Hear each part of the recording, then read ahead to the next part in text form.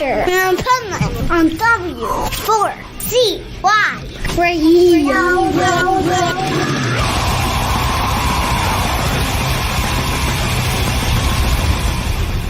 Wake up, America! It's time for the Adventures of Pipeman on W4CY.com, West Palm Beach's #1 internet radio station. Here's your host, the Pipeman. This is the Pipeman here on the Adventures of Pipeman, W4CY Radio, and I'm very excited about our next guest. I know there's a bunch of people in our network that would be excited because we love horror flicks, and this one is really, really cool. You're going to want to check it out. So let's welcome to the show, Jeff Burton.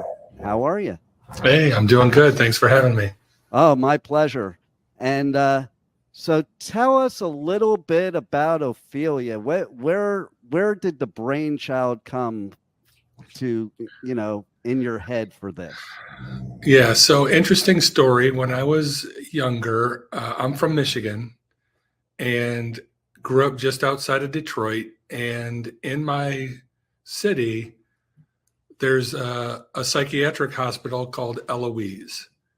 It closed down in the 80s, but at one point it was the biggest in the country, had its own zip code, its own fire department, all of that. It was massive. I remember when it closed down in high school a couple times, sneaking in and scaring myself, walking around the halls and, pitch dark and just, it was scary. And that feeling never left me. And then a couple of years ago, I got a call from a high school friend who said, "Hey, guess where I'm at? I'm in Eloise." And somebody bought it and they're turning it into a haunted attraction. So the guy turned the first floor and the second floor, the basement and the first floor into a really high level haunted attraction. 2, 3, 4, and 5 is still paranormal investigators, all that kind of stuff. So I asked him, I said, if I come up with these ideas, I want to do like a horror universe, like Conjuring and Annabelle, and, throw in an offshoot like Paranormal Activity. Could I shoot some of it here? And he's like, yeah, 100%. So I spent the next year, some with a writing partner and some on my own, coming up with 3 completed scripts for full-length movies. And then we decided, instead of lookbooks and, business plans and all that stuff, let's just do a proof of concept short. What do we want that short to be? It's got to stand on its own. It's got to get there. It's got to, and the idea for taking the character out of one of the movies and giving her own short film, in a sense, and kind of introducing people to what this could be. And you know what? Right off the bat, like even from the trailer, it catches my attention right off the bat, which is the key to what you want. Because listen, you don't catch somebody's attention there, where are you going to catch it? But right.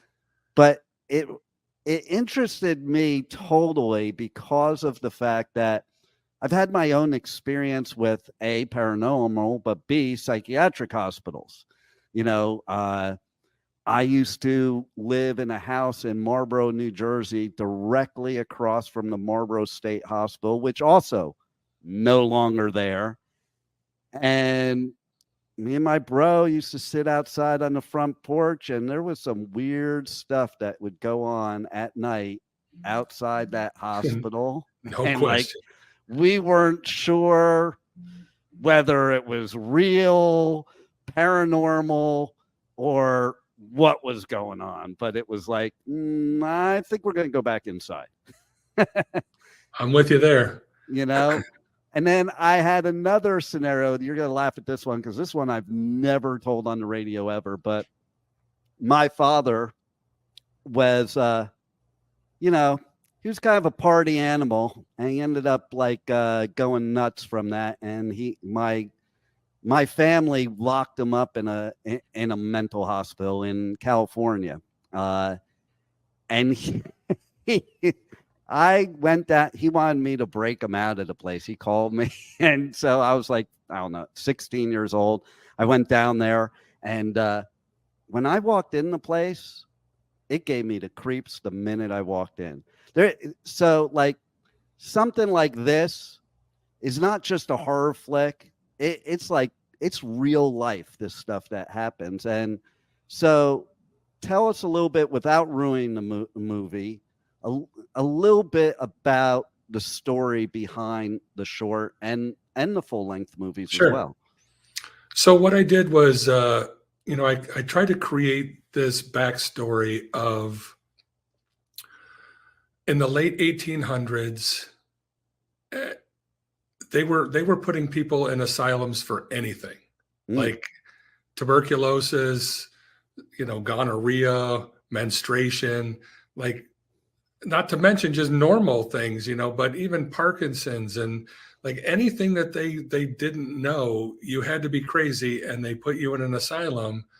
Well, what if in a remote area, the government actually authorized the build of a massive asylum for the worst of the worst, like people who were criminally insane and all that stuff. And what if there was a doctor that headed this whole thing and he did his own types of experiments, like really throwing the rule books away and anything goes? And what if this doctor had a little girl? That's where Ophelia came from. She saw all this. Wow. And that's not even so far-fetched, because I lived in Agora in high school, and 90% of my friends were locked up in Woodview, Calabasas, which is also no longer there, for the same type of reasons. Like, parents couldn't control their kids, so they didn't know what to do, so they got pitched to put them into these mental hospitals. And there is some weird stuff that goes on in mental hospitals that, again, that's what makes what you're doing so great, because it's not far-fetched. There's a lot of weird stuff that goes on. Well, I have this paranoia of what if you get wrongfully put in an asylum and they start giving you medications that completely put you in the mindset like you should be there, and not from the outside, they're looking at you like, see, he is crazy, but it's really just the medicine. And what if that gets worse and worse? So that, to me, is maybe the foundation for all of this. And one of the movies I wrote with one of my writing partners, which is right here, Seven Cells, that's what that's about, which is, what if you woke up in a concrete room, total darkness, you didn't know where you were, why you were there, and worse, who you are. And then you find out there's 7 others. That's like the first 5 minutes of that movie. And then it gets worse. So that's my paranoia. And then and that all happens to take place in this asylum 180 years later. Wow. But there's all this Ophelia stuff. And I have like an 1892 backstory film that kind of, you see it unfolding in real time. Then movies like the short film you saw take place present day. And is Ophelia a ghost? Is she, who was there with her? Because you saw the ending without giving anything away. So I think a lot of people have paranoia of, even if it's as basic as, what if your fate was out of your hands? Which it usually is in those places.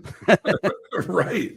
Yeah. And I started, with a super low budget movies, back when I was younger, and, that starts with just the simple, crazy person running around hacking people up. And, that's kind of what you cut your teeth on if you're a horror movie fan. And, I grew up on John Carpenter and, Friday the 13th as well. And, that kind of stuff, Freddy Krueger.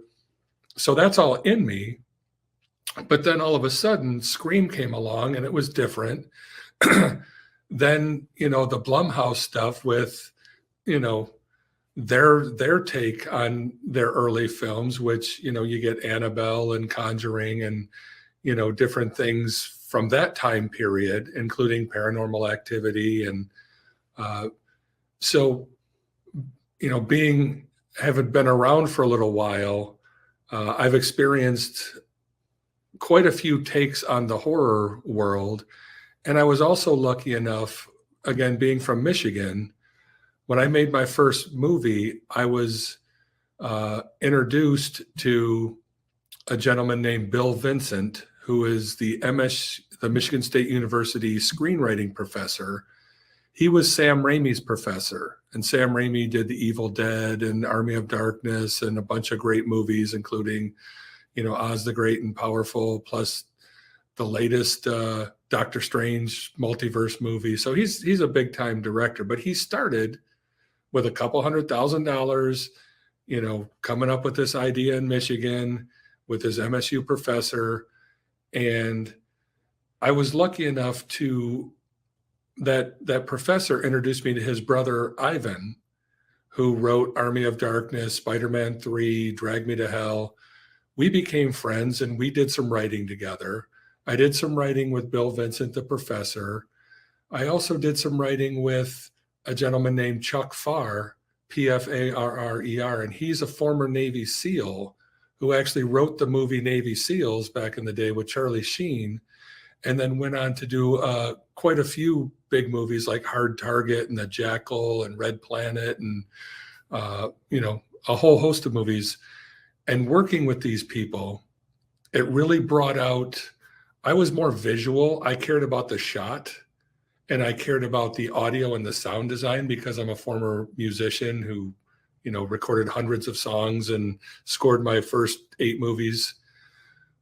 But once I met these people and they taught me how to put a basic plot line together, movies have to have beats. You have to scare people at certain points. You got to do this stuff.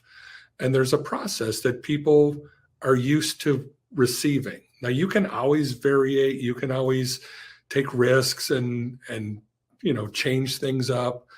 But generally speaking, there's a formula that if you can get a story to weave into those plot points and those expected things, and then some unexpected things, and then your own twist on things, that's when you start separating yourself from your early works. Yeah. And you know what, though? I have to say, I personally sometimes like a low budget because I think you take some of the movies now that are remakes of movies from back when I was a kid, like 70s and 80s. I don't like the newer versions. Like I like the older versions, even though it didn't have the special effect. It's just more real. And one thing I can say is while I was watching Ophelia, I didn't get to feel it was low budget at all. I felt like it was like a full motion picture, and credit to you, and because also not many things scare me too much, and Right. that like we got Halloween. I go to haunted houses and I scare the people trying to scare me. Like I never really get scared in a haunted house, but in real stuff, I've been scared, and that's the feeling I got from Ophelia. Like it was real. It wasn't a movie. It wasn't something where, oh, I know what's going to happen next. It was like, get me out of here. I appreciate that. And a little side note, I did a screening at a theater and invited about 50 people, some people who worked on it and their families, the little girl and her mom and dad and grandma and grandpa and aunts and uncles and stuff. And then other people that I've worked with through the years, because I took 7 years off just to write screenplays. Like I took some time off of filmmaking because I wanted to get better as a storyteller, because I knew I was always going to care about the picture and the audio. So I did a surround sound mix of Ophelia, which I'm proud of myself for learning how to do that. But as the person who did the sound design for it, I was able to, you sit in complete circumference of what that house sounds like. All that atmospherical, rumbling and those sounds and what have you are going on all around you, and giggles over here and creaking floorboards over here. And then somebody says Avery off to the front right. And, everybody, when it got done, that was the first time I ever felt really fulfilled, because everybody sat there in silence until the end of the credits, because, a little girl singing creepily with reverb is always good to sit around. And then they stood up and applauded. And I felt like they got it, because it was so important to me to have the audio really take and immerse people in it. Because if the audio's bad, as a viewer, it takes you out of the enjoyment. You can still follow the plot and this and that, but I felt like Ophelia that house deserved to be a character. Mm-hmm.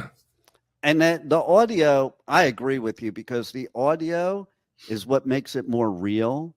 It makes you kind of engaged with it, and it's just like doing radio or a podcast. Like, there's people out there that have great content. If their audio is terrible, I don't want to hear it. It's like, right. It would not do it for me. And in the same way, a movie, like, I'm one of those type of people that, and people will say, how do you do that? Like, I'll watch a movie while I'm working, at night, or I'll watch a movie doing other things. It's the movie that gets me to stop doing those other things and sit and literally get consumed by the movie. That's a good movie. And to me, that's what Ophelia is. Well, I appreciate that. I think one of the first thoughts after deciding to make a short version of one of the features was, I don't want to start at the beginning, have a little bit of the middle, have a little bit of this, have a little bit of that. I want to take these characters and let's assume that this was the second to last group of paranormal investigators that went into this house before the feature film. And I wanted to start at like the 11th hour. Like, right. I didn't want a slow burn. I didn't want to take 18 minutes to finally get to one cool thing at the end. I wanted to make it seem like everything's already gone wrong. Everything's already in a bad way. And this girl is about to, have a pretty bad 18 minutes. Yeah. And, it's funny because when I first looked at it, I didn't see the writing part about headphones, and I was just looking at it. And then I noticed where it said, put headphones on. And man, that was good instructions. People need to follow instructions, because right. That made all the difference in the world too, because the sound that you're talking about and what you created, like, it totally, when you're putting the headphones on, it totally engulfs you. And right. It's almost like you're there. That's how I like to feel in all the movies that I've done, is like, you are the extra character. Like, I do a lot of handheld stuff. I'm in with the people, and I wanted people to feel like they were in the house too. Yeah. And that's the way it should be. Now, speaking of which, tell everybody how they can go to the website, how they can check out Ophelia, how they can see not only the trailer, but the full, movie. And anything you want that you would connect, they would connect to you, socials, all that good stuff. Yeah. So go to opheliamovie.com. You can watch the trailer and you can watch the short film there.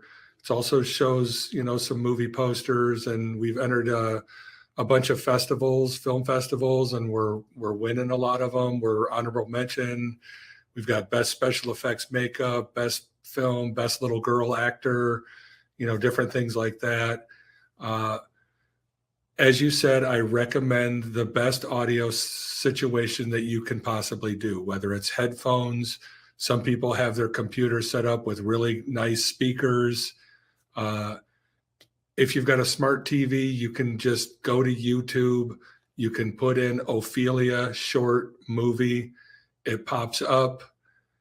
Turn on your sound bar, turn on your subwoofer, because you're going to feel it, and just enjoy it. I mean, you can go to Shadow Lake Films on Instagram, reach out to us there. We just got that going. But the big thing here is just to share this short with people, get some buzz, and we want to turn this into finding the right people to make the films with.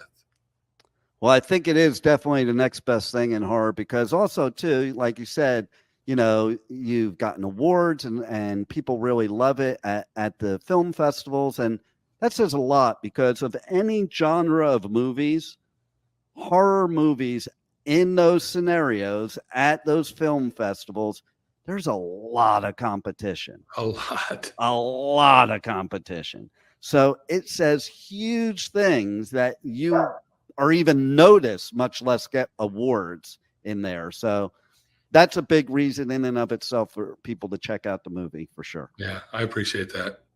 Is there anything else you want to let the listeners and the viewers know that we haven't covered already that they need to know about Ophelia? No, I mean, I like keeping a certain level of horror movies alive. It's not even just Halloween. It's people like to be scared, whether it's roller coasters. I like to do stuff that is a little fantastic in the sense that, you can get lost in it with not like mafia movies scare me, war movies scare me. This is good fun to me. And I think all the independent filmmakers out there, that are wondering if they should make a movie, just do it. I did it for no money, no idea what I was doing, and eventually got a little bit better and a little bit better. And it takes time, but just do it. Nice. Well, I think that's great advice. I also think, since I do all like the music festivals, especially like the Danny Wimmer festivals, and just putting it out there, this would be a great idea. Like they have comedy things sometimes. It would be a great idea to have Ophelia or any of your other works in a music festival environment like that too, because it just goes hand in hand. So I'm just putting that out there in the world. I completely agree. My first movie, I recorded 16 bands for the soundtrack. A lot of the music made it into the movie. I had a scene in the movie where there was a battle of the bands happening in the movie. So, people could get exposure that way. I sold copies of the CD. I'm a firm believer that music and sound in movies matters. In horror movies, it's key. There you go. Absolutely. 100%. Well, I thank you for giving us this, because it's great creativity. I love it. I know all the listeners will love it. And thanks for being on the Adventures of Pipeman. Yeah, I really appreciate it. It's good to meet you.